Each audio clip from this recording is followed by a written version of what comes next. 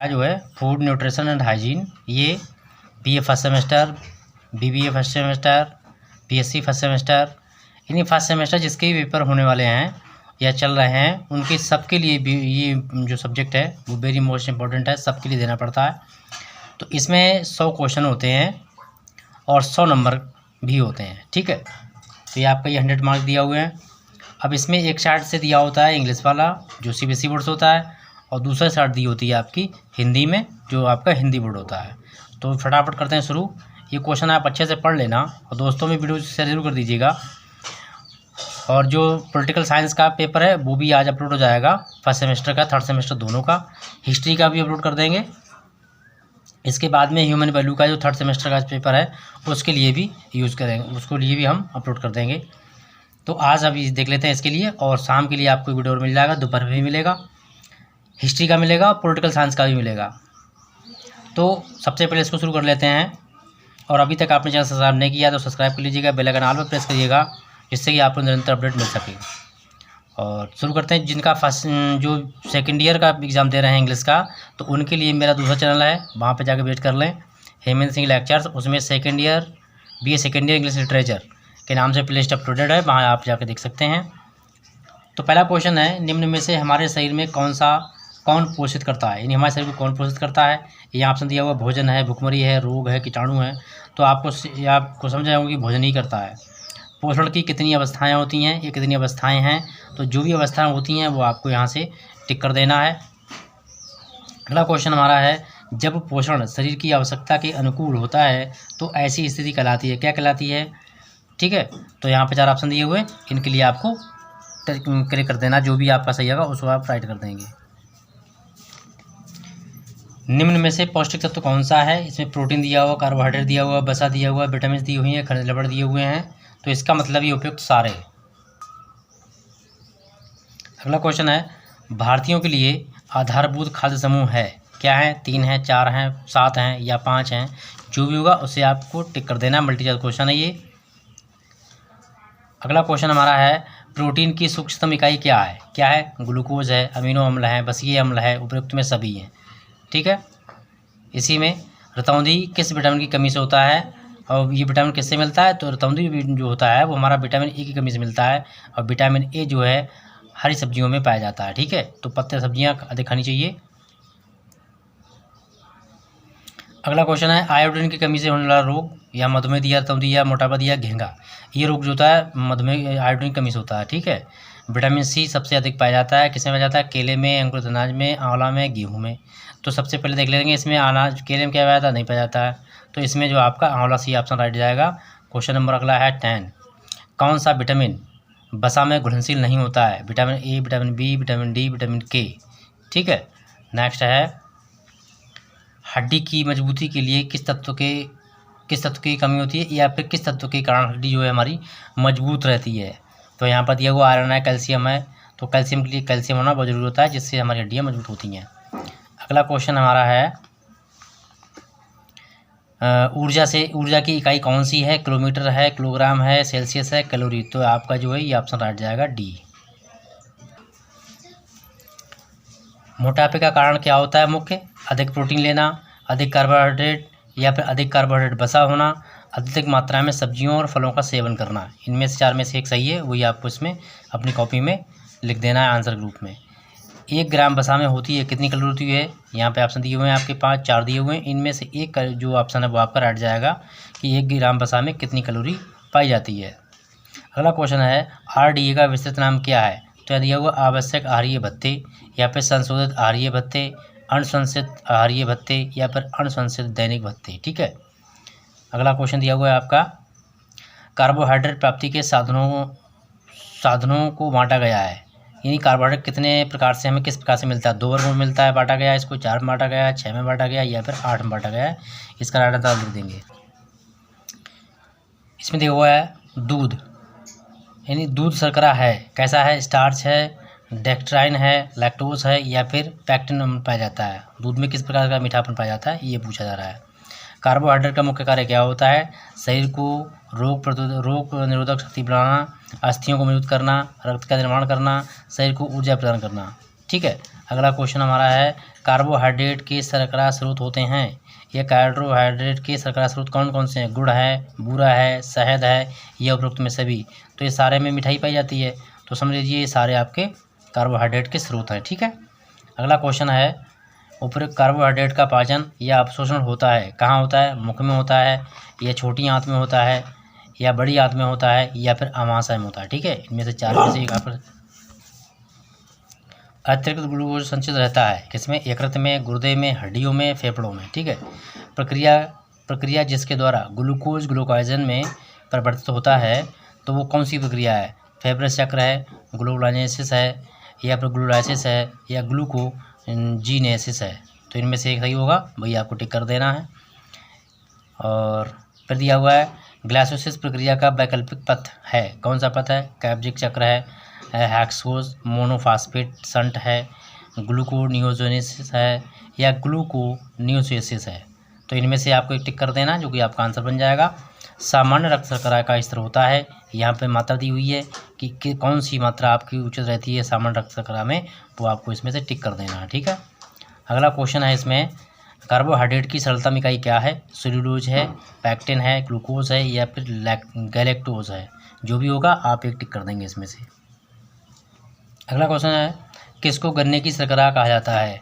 Fructose को, या फिर सुक्रोज को, ग्लूकोज को, माल्टोज को। ठीक है, अगला क्वेश्चन है, मोनोसैकेराइड को कहा जाता है क्या? पेंटोसेसस, हेक्टोसेसस, हेप्टोसेज, या फिर ट्राइओजेज। कार्बोहाइड्रेट है क्या है? कार्बन के हाइड्रोजन, ऑक्सीजन के हाइड्रोजन, हाइड्रोजन के हाइड्रोट्स, या फिर मीथेन के हाइड्रेट्स। अगला क्वेश्चन है, वह प्रक्रिया जिसके द्वारा स्टार्च कण पानी में जो है सोख कर फूल जाते हैं, यानी पानी कुछ सोख लेते हैं और ये फूल जाते हैं, तो वो क्या कहलाते हैं? यहाँ ऑप्शन दिया हुआ है, जिलेटिनीकरण, या फिर डेक्स्ट्रीनीकरण, पकना, या फिर ग्लाइकोलाइसिस। अगला क्वेश्चन इसी में है, यानी ग्लूकोज जो है को जाना जाता है, किस नाम जाना जाता है? सेल्यूलोज के लिए, तो रफेज, पशु स्टार्च, वनस्पतिक स्टार्च, या फिर आपका डेक्स्ट्रीन।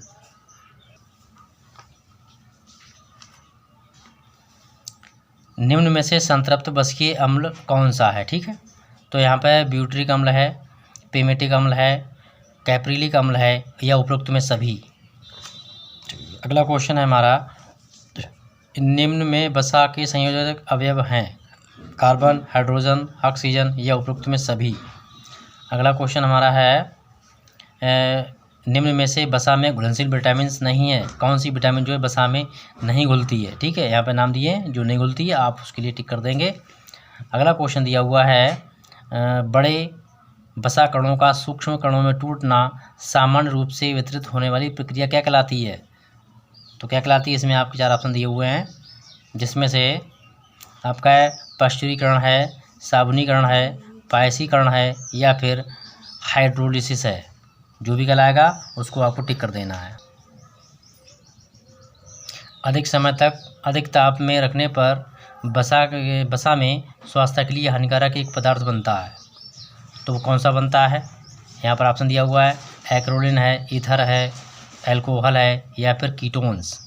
एल्कोहल होता है नशीला पदार्थ होता है। वसा के पाचन के लिए आवश्यक एंजाइम हैं, कौन कौन से एंजाइम हैं जो वसा को पचा देते हैं या बचा कर डाइजेशन कर देते हैं? तो दिया हुआ है प्रोटीएज, एमाइलेज, या फिर काइनेज, लास्ट है डी लाइपेज। इनमें से एक होगा जो आपको टिक कर लेना है। अगला क्वेश्चन हमारा है, सामान्य नेत्र ज्योति को बनाए रखने वाला विटामिन कौन सा है? Vitamin B, vitamin A, vitamin C, vitamin D. तो आपका जो विटामिन ए है आँखों के लिए बहुत ही महत्वपूर्ण है, तो इसीलिए जो रोशनी है उसको बरकरार रखने के लिए विटामिन ए का होना जरूरी होता है। अगला क्वेश्चन हमारा है, विटामिन सी की कमी के कारण कौन सा रोग होता है? यहाँ पर दे दिया है रतौंधी। विटामिन सी की कमी से होने वाला रोग बेरी है, रतौंधी है, रिकेट्स है, या स्कर्वी है। विटामिन सी की कमी से होता है सूखा रोग, ठीक है, वो सॉरी स्कर्वी रोग, ठीक है। विटामिन ए की प्राप्ति के प्रमुख स्रोत टमाटर, तेल, गाजर, यकृत। तो मेन रूप से गाजर है जो कि इसमें सर्वाधिक विटामिन ए पाया जाता है, ठीक है। विटामिन B2 का रासायनिक नाम है थायमीन, राइबोसिलिन, निकोटिनिक अम्ल या फिर पैड्रिक्सन, ये कहलाते हैं। ठीक है। क्वेश्चन नंबर नेक्स्ट हमारा 41 है, क्योंकि मैं जल्दी जल्दी पढ़ दे रहा हूँ, इनको आपको बता दे रहा हूँ क्योंकि 100 क्वेश्चन इसमें थे तो वीडियो बड़ा हो जाएगा। विटामिन B2 का रासायनिक नाम ये मैं आपको बता चुका हूँ। अगला देखता हूँ विटामिन 6 है। 6 में क्या है? पैंथोटिक अम्ल है, बायोटीन है या फिर पाइरिडिक्सिन है या फिर राइबोफ्लोरोकिन है। फिर है रेटिनॉल, रासायनिक नाम क्या है इसका? ठीक है। तो दिया हुआ है विटामिन B2 या फिर विटामिन K का या फिर विटामिन A का है या विटामिन D का है। ठीक है। रक्तस्राव रोधक विटामिन कौन सा होता है जो रक्तस्राव को रोक लेता है? Vitamin A, vitamin D, vitamin E या फिर विटामिन K। इंपॉर्टेंट क्वेश्चन है ये, सारे आपको मिल जाएंगे इसमें से। आयोडीन की कमी से कौन सा रोग होता है? यहाँ स्कर्वी दिया है, घेंगा दिया है, बेरी दिया है, रिकेट्स दिया है। तो यहाँ पर आपका घेंगा हो जाएगा जो आयोडीन कमी से रोग होता है। ठीक है। अगला क्वेश्चन हमारा है अंकुरित अनाज में कौन सा तत्व प्रचुर मात्रा में पाया जाता है? तो जो अंकुरित अनाज होता है जैसे चना या सोयाबीन है, तो इनमें क्या पाया जाता है? खनिज लवण, विटामिन C, प्रोटीन, कैल्शियम। सर्वाधिक प्रोटीन पाई जाती है अंकुरित अनाज में। ठीक है। अगला क्वेश्चन हमारा फल व सब्जियां हैं ऊर्जा प्रदान करने वाले स्रोत या फिर शरीर में रक्षा करने वाले पदार्थ या फिर शरीर को निर्माण करने वाले पदार्थ, ये सभी, तो इन सभी चीज़ें हमें इससे मिलती हैं। क्वेश्चन में 100 हैं। सूखे मेवे और तिलहन हमें क्या प्रदान करते हैं? ऊर्जा, प्रोटीन, विटामिन C, सोडियम या विटामिन D। अगला क्वेश्चन है निम्न में से कौन सा ऊर्जा प्रदान करने वाला स्रोत या पदार्थ है? अनाज, दालें या फिर घी। उपरोक्त में सभी, इन सभी से हमें मिलता है। ठीक है। ऊर्जा सबसे प्राप्त होती है। स्थूल पोषक तत्व है कार्बोहाइड्रेट, प्रोटीन, वसा या फिर ये सभी। अगला क्वेश्चन हमारा है वसा का निर्माण किस इकाई से होता है? शर्करा से होता है, वसीय अम्ल से होता है, वसीय अमीनो अम्ल से होता है या फिर ग्लूकोज से होता है। अगला क्वेश्चन है प्रोटीन शब्द किसने दिया था? होल्डर ने, मुल्डर ने, होल्डर ने या फिर मोल्डर ने। तो इसमें से एक सही है जिन्होंने प्रोटीन शब्द का निर्माण किया। विटामिन K का कार्य क्या है? एंटीऑक्सीडेंट बनाना, सूजन रोधी करना या फिर रक्त का थक्का जमाना, हड्डियों का निर्माण करना। ठीक है। तो विटामिन K का काम होता है रक्त का थक्का जमाना। अगला क्वेश्चन हमारा है निम्न में से कौन सा वसा के संवहन में भूमिका अदा करता है? कैल्शियम, फास्फोरस, मैग्नीशियम या फिर पोटेशियम। ऊर्जा की इकाई है कैलोरी, मीटर, किलोग्राम, लीटर। तो कैलोरी जो है वो ऊर्जा इकाई है आपकी। ठीक है। इसमें ए ऑप्शन आपका सही हो जाएगा। अगला क्वेश्चन है प्रोटीन ऊर्जा कुपोषण के विभिन्न प्रकार हैं क्या? दिए हुए हैं क्वाशिरोकर या फिर मरासम या फिर है मरिस्मक क्वाशिरोकर या उपरोक्त में सभी। कैल्शियम की कमी की प्रभावित करती है क्या? अस्थियंत्र को प्रभावित करती है। ठीक है। और अगला क्वेश्चन तुम्हारा है अनाज कौन सा पोषक तत्व प्रदान करता है? अनाज क्या मिलता है हमारे लिए? विटामिन D, आयोडीन, प्रोटीन, ऊर्जा मिलती है। ठीक है। अगला क्वेश्चन है सही विकल्प का चयन करें। 1, 2, 3, 4 ये दिए हुए, इनमें से आपको क्रम बनाना है। ये कोड दिए हुए हैं। ठीक है। तो इनमें जो सही है वही आपको टिक कर देना है। निम्न में से कौन सा पोषक तत्व सक्षम प्रतीकात्मक तंत्र की प्रक्रिया के लिए आवश्यक है? विटामिन ए है, जिंक है, कैल्शियम है। तो इनको सबको जो होगा आपको वो टिक कर देना है। ठीक है। निम्न में से कौन सी विटामिन D का सक्रिय फॉर्म है? आर्गोस्ट्रॉल या फिर आर्गोकैल्सीफेरॉल या फिर कैल्स्ट्रोक्विफेरॉल या फिर हाइड्रोक्लोरिक कैल्सीफेरॉल। इनमें से जो है वो आपको टिक कर देना है। अगला क्वेश्चन हमारा है मानव शरीर में जिंक का प्रमुख कार्य क्या है? हीमोग्लोबिन संश्लेषण करना, DNA और RNA का संश्लेषण करना या अस्थि स्वस्थ रखना या फिर दृश्य यानी कि आंखों की रोशनी को बरकरार रखना। जो है आपको टिक कर देना है। किस अवस्था में पोषक तत्वों को अधिक आवश्यकता होती है? शैशवावस्था में, गर्भावस्था में, युवावस्था में, उपरोक्त में सभी। इन्हीं पोषक तत्वों की जो अधिक आवश्यकता होती है तो आपका ऑप्शन जाएगा B। ठीक है। अगला क्वेश्चन हमारा है स्तन ग्रंथियों की वृद्धि कौन करता है? पेंटिनेजल लैक्टोज या फिर पेक्टिनल लैक्टोज। इनमें से कौन सा है? C वाला है या फिर D। जो होगा वही आपको टिक कर देना है। प्रोलैक्टिन का बढ़ाया हुआ स्तर मदद करता है किसमें? प्रसव में, अंडोत्सर्ग में या निषेचन में या फिर मासिक धर्म में। नेक्स्ट है बालक में दांत निकलने का आरंभ कब होता है? 6 माह के बाद, 7 माह के बाद, 5 माह के बाद या फिर 4 माह के बाद। भ्रूणावस्था है क्या है, गर्भ के अंदर 2 सप्ताह का तक, या फिर 2 सप्ताह से 8 सप्ताह तक, 8 सप्ताह से 9 सप्ताह तक, प्रारंभ के 2 सप्ताह तक। तो प्रारंभ के 2 सप्ताह। अगला क्वेश्चन है, गर्भावस्था के प्रथम 3 सप्ताह में उपाचयित दर वृद्धि कितनी होती है। यहाँ पर दिया हुआ है 12% है, जो भी हो देख ले, आपको टिक कर देना इसमें, जो सही होगी वो से। गर्भावस्था के दौरान प्रोटीन की आवश्यकता बढ़ जाती है। आवश्यकता कैसी है, बढ़ती है, घटती है, या फिर समान रहती है। तो यहाँ जाएगा बढ़ती है। प्रोलैक्टिन मदद करता है दूध के निर्माण में, स्तन ग्रंथियों के निर्माण में, या ए और बी दोनों में। ये नहीं कि ए बी दोनों सही हैं, या फिर इनमें से कोई सही नहीं है, आपको टिक करना है। शिशु के जन्म के बाद स्रावित होने वाला पहला पीला दूध कहलाता है कोलोस्ट्रम, ऊपरी आहार, पूरक आहार, या फर्टिफाइड आहार। ठीक है। अगला क्वेश्चन है, एक गर्भवती स्त्री को प्रतिदिन कितने जिंक की आवश्यकता होती है। 10 मिलीग्राम जिंक यहाँ पे मात्रा दी हुई है, जिस जिंक की आवश्यकता होती है महिलाओं के लिए। गर्भवती महिला को कितने आयरन की आवश्यकता होती है यहाँ प्रतिदिन के हिसाब से। तो यहाँ दिया हुआ है, जो सही होगा वो आप उसको टिक कर देंगे। ठीक है।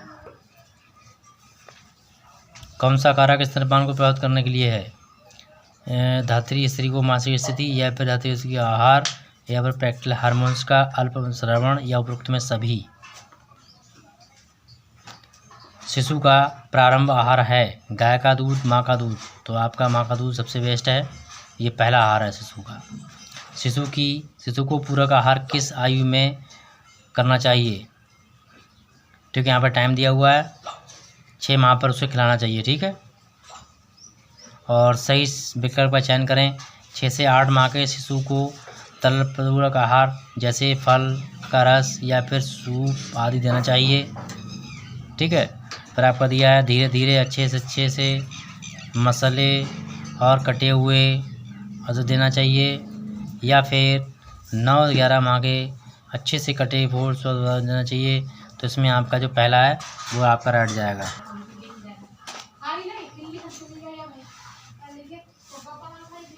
दूध में किस पोषक तत्व का अभाव होता है। Vitamin C, vitamin A, vitamin B, vitamin D जो दूध में नहीं पाई जाती है। तो विटामिन डी जो है वो दूध में नहीं पाया जाता है। शैशवावस्था की विशेषताएं हैं शरीर के आकार में परिवर्तन हो जाना, शरीर में सही संगठन में परिवर्तन होना, पाचन तंत्र में परिवर्तन होना, ये सभी। तो ये सभी हैं ये। ठीक है। अगला है 6 माह के शिशु को विटामिन ए की कितनी मात्रा देनी चाहिए आवश्यक है। तो यहाँ पर दिए हुए हैं मात्रा, जैसे 600 है, 450 माइक्रोग्राम है, या फिर 200 माइक्रोग्राम है। इस तरीके से आपको करना है इसे। ठीक है।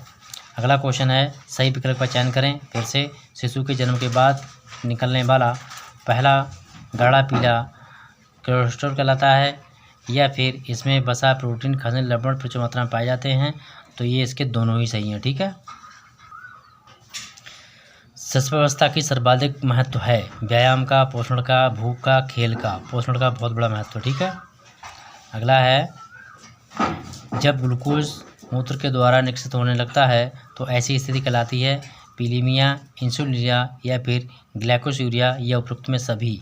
तो इसमें एक ये रोग है, उसको आपको जो सही है उसको टिक करना है। मधुमेह में किस हार्मोन्स का स्रावण होता है। ठीक है। तो थायरॉक्सिन या इंसुलिन, इनमें से 4 ऑप्शन दिए, एक आपका सही होगा। फिर अगला है, मधुमेह रोग को प्रभावित करने वाले प्रमुख कारक अनुवांशिकता, मोटापा, मानसिक तनाव, उपरोक्त में सभी। तो ये सभी चीज़ों में से जो है मोटापा अधिक ज़्यादा इसमें होता है। उम्मीद करें इसमें से आपके कम से 70% क्वेश्चन मिल जाएंगे। मधुमेह के प्रकार हैं टाइप 1 मधुमेह, टाइप 2 मधुमेह, कुपोषण अंतरित जनित मधुमेह, या उपरोक्त में सभी। ये उपरोक्त में सभी सीखें। ठीक है। निम्न में से कौन सा विटामिन कार्बोहाइड्रेट्स के चयापचय के लिए आवश्यक होता है। तो यहाँ पर 4 दिए हुए हैं। बी विटामिन से समूह, विटामिन के, विटामिन ई, विटामिन ए, कोई सा भी होगा आपको टिक कर देना जो सही है। उच्च रक्तचाप के रोगी के लिए वर्जित है धूम्रपान, नमकीन, स्नैक्स, या घी, मक्खन, उपरोक्त में सभी। ये सभी जो नमकीन है, जो उसका जिसका रक्तचाप बढ़ जाता है तो उसे नमकीन जो बना हुआ जो आइटम होता है वो वर्जित है। उच्च रक्तचाप के कारण वंशानुक्रम हो सकता है, मोटापा हो सकता है, धूम्रपान, मदिरापान, उपरोक्त में सभी, इनमें से कोई भी हो सकता है। आहार संदर्भ सेवन के अनुसार एक मधुमेह के रोगी को कुल कितने प्रतिशत कार्बोहाइड्रेट लेना चाहिए? तो यहाँ पर यह 20 से 30%, 65%, 10 से 35%, 80% नहीं लेना चाहिए। 20 से 30% सही रहता है। ठीक है। उच्च रक्तचाप का प्रबंध किया जा सकता है आहार प्रतिबंधन द्वारा, वजन नियंत्रित करके, धूम्रपान बंद करके। उपरोक्त में सब करेंगे, ये सबके कारण अगर हम यूज़ करते हैं सब तरीकों को, तो हमारा जो उच्च रक्तचाप जो है वो कम हो जाएगा, उसे हम कंट्रोल कर सकते हैं। अगला है मोटापे के कारण हैं क्या है? भोजन संबंधी आदतें, वंशानुक्रम और कम शारीरिक परिश्रम। सबसे ज़्यादा इम्पोर्टेंट तो ये आपका सी वाला है, लेकिन फिलहाल में ये सभी हैं इसमें। अगला क्वेश्चन है हमारा, शरीर की किस स्थिति में शरीर का भार सामान्य भार से 10% बढ़ जाता है? मोटापा, अधिक भार, न्यून भार या फिर कुपोषण? तो मोटापा। मोटे व्यक्ति के आहार में निम्न में से क्या होना चाहिए? फल, सब्जियां, सलाद, तरल तले हुए पदार्थ, केक, पेस्ट्री, जंक फूड। तो ये ऊपर वाला होना चाहिए, जिससे मोटापा कंट्रोल हो सकता है। अगला है, निम्न में से कब्ज का प्रकार नहीं है? एनाटिक अम्ल है, एसिपेस्टिक अम्ल है, पोषण कब्ज है, अवरोधक तत्व है। डायरिया के प्रकार हैं एक्यूट डायरिया, क्रैमिक डायरिया, ये दोनों ही हैं। ठीक है। तो डी आपका सी सही रहेगा इसमें। पानीदार मल के अलावा अतिसार के अन्य लक्षण हैं पेट में दर्द होना, पेट फूलना, जी मिचलाना, उपरोक्त में सभी। ORS का फुल फॉर्म है oral rehydration solution, oral reobservation solution और allopathic ophthalmic rehydration solution, oral reobservation salt. इसमें से एक सही है, उसको आपको टिक करना है। टाइफाइड के लक्षण हैं बुखार, पेट दर्द, जी मचलाना, उल्टी, ये सभी। ठीक है। तो बुखार को टाइफाइड के लक्षण है ये सब का मतलब इस तरीके की प्रक्रिया शरीर में होती हैं। पोषण अभियान की शुरुआत हुई 2020 में हुई, 15 में हुई, 18 में हुई या फिर 19 में हुई? फिर आपका दिया हुआ है निम्न में से किस प्रोग्राम के मध्याह्न भोजन योजना के नाम से जाना जाता है? इसमें जो बच्चों स्कूल में भोजन दिया जाता है वो कहलाता है मिड डे मील प्रोग्राम। ठीक है। क्वेश्चन नंबर 100, यानी 100 क्वेश्चन आपके पूरे हो गए। प्रतिरक्षा को बढ़ाने वाले पदार्थ हैं हल्दी, ग्रीन टी, स्वास्थ्यवर्धक तेल, ये सभी जो हैं हमारी प्रतिरक्षा की क्षमता को बढ़ाते हैं, इसलिए वीडियो कंप्लीट होता है। वीडियो को लाइक से कर दीजिएगा। Thank you. मिलते हैं नेक्स्ट वीडियो में। और शाम को आपको मिलेगा पॉलिटिकल साइंस के पेपर, और यदि आपको हिस्ट्री का पेपर चाहिए, फर्स्ट सेमेस्टर के हिस्ट्री के भी अपलोड हो जाएंगे आज। Thank you.